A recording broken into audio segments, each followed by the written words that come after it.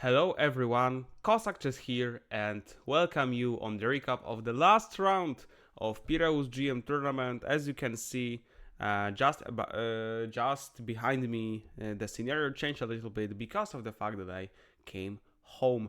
So I didn't have the time to do a recap in Greece because directly after the game we were heading for the airport and the schedule was really busy, and that's why already now I have a time to record the video. In the round number 9, I faced the local player, the son of the organizer of this tournament, Dimitris Alexakis from Greece, also international master, rated 20 for 43. Before the game, I knew that I had to do only one job. I have to play chess, and it would be really nice if I win the game, because the win allows me to achieve not only the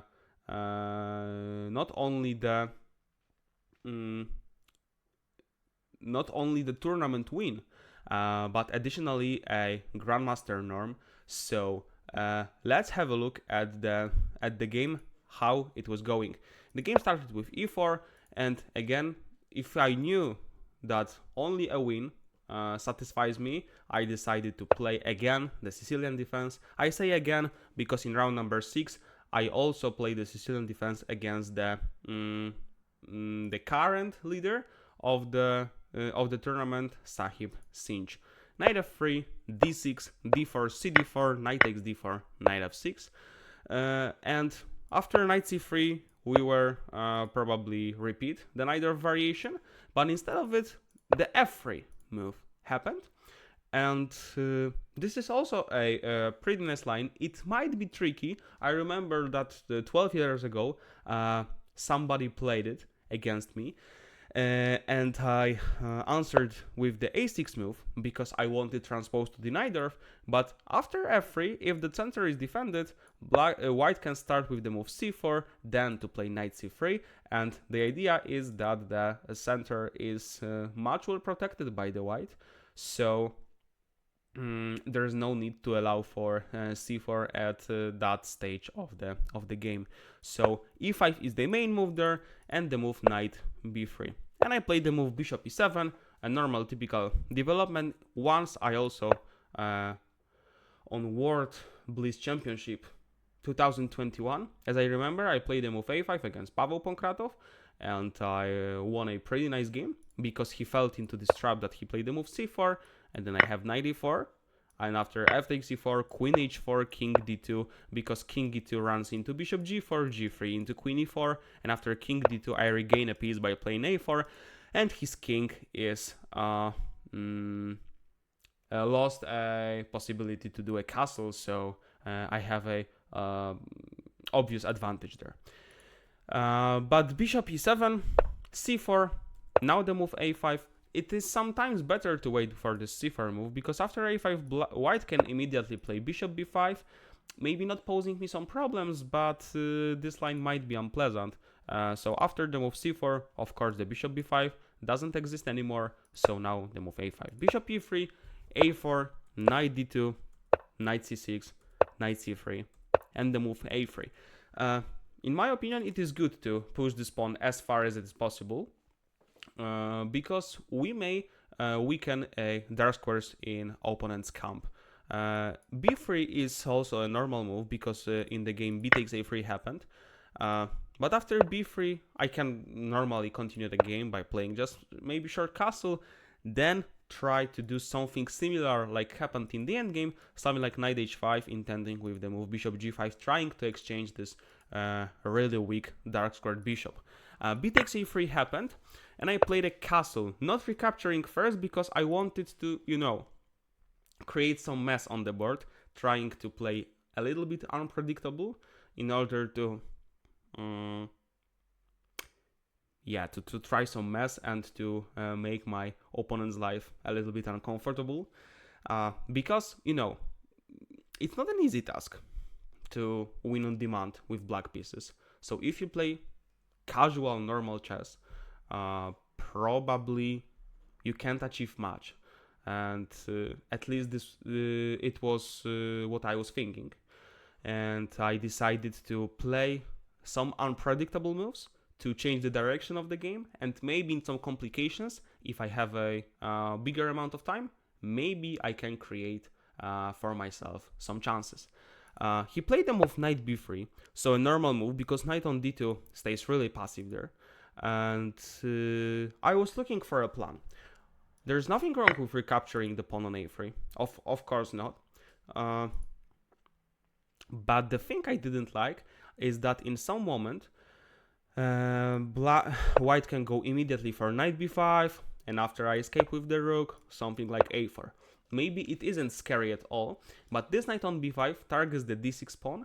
Now, I don't have any weakness to target because now the pawn on a3, of course, for obvious reason, doesn't exist. I have problems with kicking off the knight on b5. Although, of course, if I don't play rook a3, he can still play knight b5.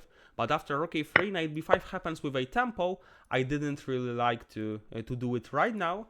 So I thought that I have a time. I don't have to hurry with taking one of these double pawns. I am pawn down, but his pawn structure is destroyed. So yes, I don't have to hurry. I would give myself after knight h5 the blunder sign. Why is that? Because let's have a look at the clock. Hour 19, 57. I spent 22 minutes by playing the knight h5 move, which might be even pretty typical in these positions to open the bishop and trying to exchange it for the dark square bishop.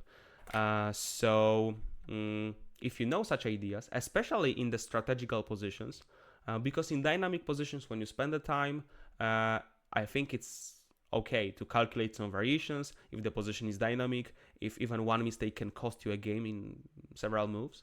But if the position is strategical, nothing concrete happens on the board. There is no need to spend 22 minutes by playing the move knight h5, so that's why I put this move as a blunder one. Although the move is correct itself, in general, there's no need to spend 22 minutes by playing such a move. He played the move bishop e2, so bishop g5, again, 7 minutes. Why so? I was probably calculating, is it better to play bishop h4, but there is no need to make white to play the move g3, because in the same position, white now controls the f4 square. So for me, it's even it's a problem if I can't put my knight from h5 to f4. So bishop h4 doesn't make any sense. I can play knight f4 immediately, but white can just don't care, can make a castle. And now I don't know if it's good to exchange such a bishop on e2 and getting a bishop pair or not. It turned out to be a problem after several moves, because I played the move bishop g5, bishop f2, knight f4, short castle. Yeah, so after the 12 minutes of thinking, I played the move rook a3, which I think I can put as a inaccuracy. Inaccuracy because, again, capturing the single pawn for 12 minutes is totally not necessary amount of time to think for such not an hard move to make. I was also considering, because maybe I don't understand this position, whether it's good to take the knight on to take the bishop on e2 or not. But after queen e2 with rook d1, white can easily target my pawn on d6, rook d1, c5, some knight b5 ideas. There is no need to allow white for having a possibility to put the rook on d1. So the rook a3, it's okay, but it's an inaccuracy thanks to the amount of time I spent by playing this move. Rook e1, now the bishop f1 is coming, and again, I didn't want to allow white to after knight e2, queen e2 to go for something like rook ad1, so or even rook ed1, doesn't matter, just to put the rook on the open file. I didn't really want to allow for this, so I decided to not go for knight e2, but instead bishop h4. So again, I want to exchange this dark square bishop because as far as I know in this structure it is good to do it, especially with this bishop on g5 is nicely placed because it covers d2 and c1 square. So queen d2 is no possible in next moves, etc., etc. But you know, if not d2 square, maybe queen c2 can happen and rook d1. And this bishop cuts off some important squares for me. For example, this c5 and b6 square. Let's say knight d5 and bishop b6 can happen once. Of course, maybe it's not that dangerous at all, but in general, the dark squared bishop for white is a really good piece, so exchanging it should be in my favor. Bishop takes h4, queen h4, bishop f1. If the move g3 happens, probably I can just give a check, or maybe play queen g5. There's no need for white to weaken the light squares next to his king. So after g3, I would be really fine. I would be really happy.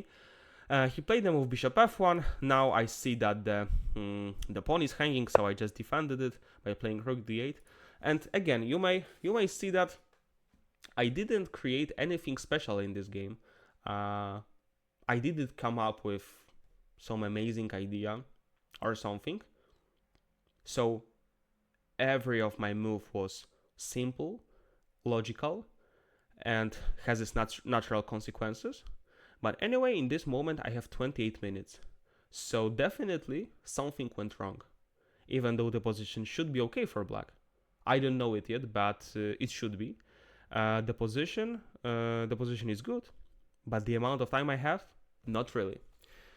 Queen d2, knight d6, because I thought that putting the knight on d4 on the centralized square would be even better than the move than the f4 square. He played the move knight b5, rook a8, rook d1. Knight b5 is a pretty annoying move because white controls the d4 square 3 times, so I have a problems with putting my knight on d4 there. Queen e7 move happened, and the really critical option knight takes d6, you know, and I was calculating it. If not knight d6, for example, let's say white plays something like queen f2, I think I can go. I should calculate it, but maybe knight c5 or even knight c7 in order to develop the bishop and try to exchange this b5 knight. Probably knight c7. It looks passive, but with the idea of bishop e6 trying to exchange this knight, it should be perfectly fine. But I was really happy that when the knight d6 happened on the board, because I knew that I am sacrificing a pawn, but I put my knight centralized on the move on the d4 square, and something happens because now white needs to calculate some variations. Knight takes d4 and knight takes d4. I can't recapture with the rook because of knight f5, and there is a classical fork. After taking the queen, he takes my queen with a check, and I am losing a material. I could also recapture with the queen, and I was calculating this line for a long time, but after knight b3, I wasn't really convinced. After queen b6, there's move queen f2, so I don't win a material, and I am with I can stay with equal position after queen f2, king f2, rook d1, rook d1, rook a2. Okay, so maybe this is okay, but queen b6, maybe the move c5 I didn't like. Yeah, there's move c5, rook d2, cb6, and rook d1, rook d1, rook a2. Although the material is equal, white maybe have something like knight c5 or maybe even bishop c4. I have a weak 8th rank, so I have to watch out for some mate tricks from white side. That's why I recaptured with the knight, and he played the move knight c8. If he wanted to keep the knight on d6 by playing c5, I can play both b6 or bishop e6, maybe even b6 first to attack the c5 pawn and to put some pressure on the d6 knight. If knight c8 happens now, I have this fine intermezzo queen c5, threatening knight f3 ideas, and the knight can't really escape, so I am taking it in the next move, and I have with this knight on d4 I have perfect position. But he played knight c8 and rook d8, and I know I am pawn down there, but the thing is that I have great knight against this poor bishop on f1. Poor because almost all of the white pawns are on the light squares, and the bishop is light squared. So the pawns are limiting the possibilities of this f1 bishop. That's why I was happy, because additionally, there's also one thing worth to mention, that my knight on d4 is staying on the dark square, so it means that this bishop can never kick off this knight. And this centralized knight on d4 proves me perfect compensation there. Also, my rooks are on the open and semi-open files, so they can attack some weak pawns on the opponent's camp. So I was perfectly happy of the position I got, because there is a material imbalance. I have also strong piece against this weak bishop on f1. So I had a all, you know, I could be happy after achieving this position. Rook a b1 happened, and b6 let's say trap, because after rook b6 there's some of queen c5. I am attacking the rook and also putting a pressure by playing knight f3 and queen g1 checkmate ideas. For example, if white escapes knight f3, double check, white has to go king h1 and queen g1 checkmate. So after b6, for me also it is good to put the pawns on the dark squares if the bishop is light squared. King h1, rook c6. We can see also that the position was complicated for white, because he was also calculating many variations, and now I am even with time advantage there. So great thing to mention. Rook b2, h6, rook db1, queen c7. So so we are staying or do nothing. Maybe we are improving our position a little bit. a4, queen c5. So I am knight f3. I posed some trap, but he didn't fall in that. He played the move queen f2, so he saw it, unfortunately. King h7 to make our king safe. Bishop d3, rook d8, bishop f1, rook gd6, h3, rook f6. So we are actually making some moves in order to catch the time control, because the time control appears after the move number 40, after which we get 30 additional minutes, half an hour. And after rook f6, the next white move came totally out of a blow. Out of a blue sky, not out of a blow. Please correct me if I'm wrong, or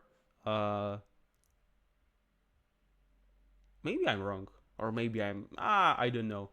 Yeah, chess is hard, English is hard, and it's even harder to be good at these two things, He played the move rook b5, so this move surprised me totally, and I didn't even realize that such move exists, because in my head the b5 square is protected. But when you are with 1 minute on the clock, you try to calculate knight takes b5, queen c5, b takes c5, c takes b5, and you see these two pawns are running away, and you don't have that much to do to stop them. If you play, for example, rook a8 to attack this pawn, there's the move b6. You can't take it because of the move b7, and b8 quit is inevitable. If, for example, I stop the b5 pawn, there's the move a5. And again, these b6, a6 ideas with the bishop, which controls this a6 pawn, and also sometimes even the b5 pawn. Yeah, these pawns are queening moves probably. My poor rooks can't really stop them. But it turns out, because I already after the game I checked this game with the engine, because I was just too curious. About this game, and it turns out that I can't play the move rook fd6. Apparently, my opponent told me about this move, that he didn't know what to do after rook fd6, and it turns out that black is winning there. Okay, rook fd6, this is the only move in the position which not only saves black, but gives them a winning perspective. If b6 happens, I have the move rook d1, so I threat to take the rook and also to take the bishop. If the rook d1, because you know, if okay, b7 rook b1 is a stupid variation, of course. If rook d1 b7, I can take the bishop first and go rook b1, and I stop this pawn. If the a6 move is possible, I am lost because these pawns are too quick and I can't stop them. But with the pawn on a4, I am winning the b7 pawn and then the pawn from the a file. So after rook d1, the crucial move is to play the move king g1, and right now I have the move to play I have the time to play the c4 move. I didn't see that. My opponent told me that after rook fd6 he didn't know what to do. He didn't know how to correctly evaluate the position. But it turns out that the position is winning. After rook fd6, in this endgame. No, not in this endgame. In this endgame, if king g1 happens, there is the move c4, b7, rook b1. This is the only way to stop the pawn. And white can create a queen, rook b8, bishop c4. But for example, if I play something like, I don't know right now, maybe I wanted to in dream position put the rook on the second rank to cut off the king, and in the same time I wanted to put the rook behind the pawn to control it. So this pawn is also hanging. If I play king g6, there's the move a5, but then I have maybe rook b4, rook a4, and rook a2, and I achieved what I was dreaming of. And okay, my rook is controlling the king, my rook is controlling the pawn, and the only thing I need to do is to somehow transfer my king for via the dark squares, and I am winning, and this is over. The conversion of this position is probably the matter of time, but I am not angry at myself that I didn't took the rook on b5, because with 1 minute on the clock, the first initial thought from your side is after knight b5, queen c5, bc5, and cb5 is to somehow stop these pawns. This is the crucial thing, right? This is the crucial thing. So you don't think about playing rook fd6 to play rook d1, because you lose a tempo. Okay, you activate your rook, but you lose a tempo anyway, and these pawns are really, really fast. But it again turns out that chess is pretty concrete game, and you sometimes don't need to rely on the rules, you just need to rely on the pure calculation. And if you don't have a time to rely on the pure calculation, there's no way you can go for such a position. There's no way. So after rook b5, I played the safe move, queen c7, and but unfortunately now he has the move rook d5, so his rook activated a little bit from this b4 square where this rook did particularly nothing. Now on d5 it is pretty active. I played the move rook a8, and he played bishop d3, and at first glance it looked moves really stupid to me, and I didn't understand the purpose of this move. So that's why I captured the pawn on a4. I thought that, I don't know, maybe he wants to go for some f4 ideas. I don't know. Why did he play the move bishop d3? And only the move. And when I captured the pawn, I played the move rook a4. And while I was pressing the clock, I turned red on my face. And I realized rook takes d4. And the board disappeared. I don't know why. Oh, now you should see it. I realized that this rook d4 idea exists. And the thing is that after e d4 there's the move e5. Of course I can play rook g6, but queen d4, some rook b6 ideas, some bishop g6. I can never win this endgame. I lost too many material. If he takes the rook on g6, I am at least pawn down with no real chances to counterplay. His king is too safe, my king is in danger, his pieces are active. There is no way I can win this endgame. So I tried the last trick and played the move queen c5, trying to pin the rook and hope that in some miracle way I would, I know, maybe win a material there, because the rook can't really move. But bishop c2, he attacks my rook, I have to escape with it. And now the rook gets a communication with the queen, and rook d2. So he saves everything. He saved the queen. He saved the bishop. I made the move number 40, which is queen c4, because I didn't really want to lose on time. But after the move bishop b3, I called it a day and resigned.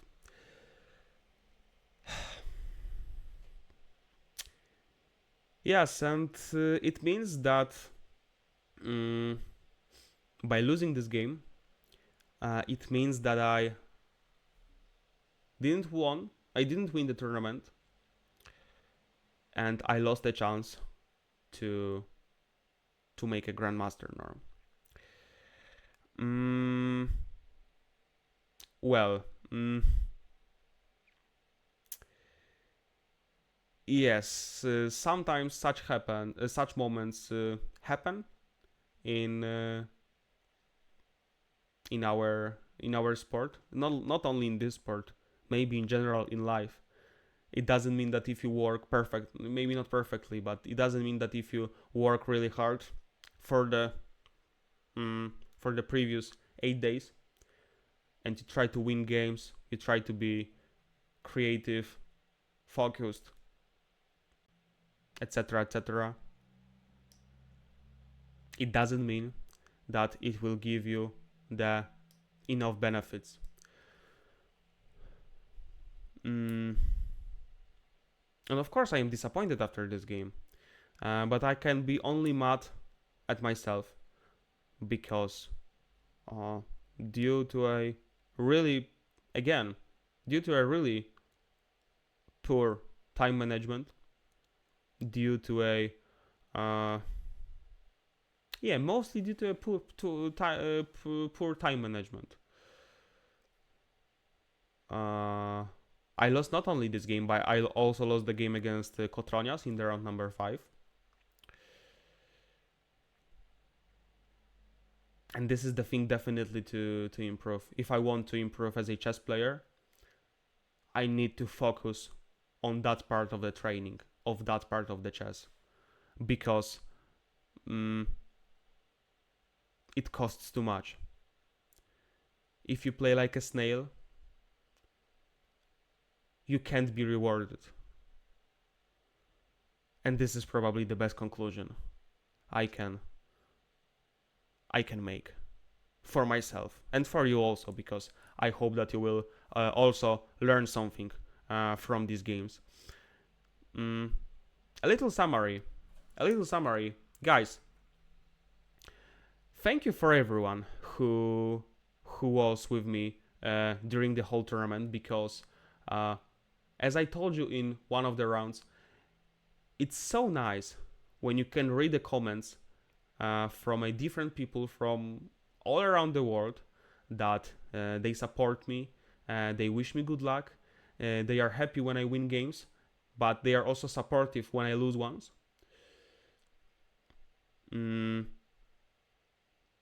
Of course, I might be, well, on the paper, the tournament was decent, because in general, I earned 4 ELO points, so it's not that bad. If you earn rating, well, it shouldn't be bad, but I don't care about rating points, to be honest. I totally don't care about rating points, because the rating changes every single month. So I don't care if I am 2500, 2400, 23. I hope it would it would not happen in the nearest future, but I don't care about the rating. I came for the tournament for only one purpose, and I didn't fulfill it. So that's why I am disappointed. And yeah, but I have to accept it, that such things happens. Let's say in the chess, in our chess adventure, if you fight for something, if you work for something, and if you do your best, sometimes it's not enough. Sometimes the life wants to tell you that, man, please calm a little bit. Now you need to improve even more, because you didn't prove to me to the that you, yeah, I don't know what to say even. I am just disappointed, and yeah, such things just happen, you know. Of course, as I have told you, we don't give up. We don't give up because it's not the end of the world, of course. It's not that this was the last tournament in my life, because of course it wasn't. I still fight. I will still participate in tournaments. I will still play chess. I still even like chess. But such moments are, you know, they are painful. That you try, you grab your hand and you almost feel it, that you have this chance. And even you know that after the game, maybe it was a bad idea to check the game to check this game with the engine directly after the game finished. Because then I realized this knight b5, it was winning. And even though I'm not sad that I didn't play this knight b5, because this moment was might be really dangerous, because if I don't find this rook fd6 idea, I just lose a game.